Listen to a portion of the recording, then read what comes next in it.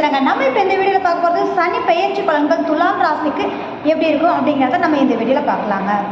சனி பெயர்ச்சி அப்படிங்கிறது வருட கிரகங்கள்லயே பார்த்தீங்கன்னா 2.5 வருடத்திற்கு ஒரு முறை பெயர்ச்சியாகக்கூடிய கிரகம் இல்லைங்களா? இந்த பெயர்ச்சி ரொம்ப ரொம்ப முக்கியமான ஒரு விஷயம். எல்லாருக்குமே தொழில் மாற்றமாக இருக்கட்டும், ஒரு வாழ்க்கையின் முன்னேற்றத்துக்கான அமைப்புக்கு இந்த சனி பகவானுடைய பங்கு மிகப்பெரிய அளவில் இருக்குதுங்க. இந்த பெயர்ச்சியானது 2025 மார்ச் மாதம் 29ஆம் தேதி ஏற்படுதுங்க. இந்த பெயர்ச்சியானது 2027 6வது மாதம் 3ஆம் தேதி வரைக்கும் சனி பகவான் கும்ப வீட்டில் இருந்து பார்த்தீங்கன்னா மீன வீட்டிற்கு சஞ்சாரம் ஆகிறார்.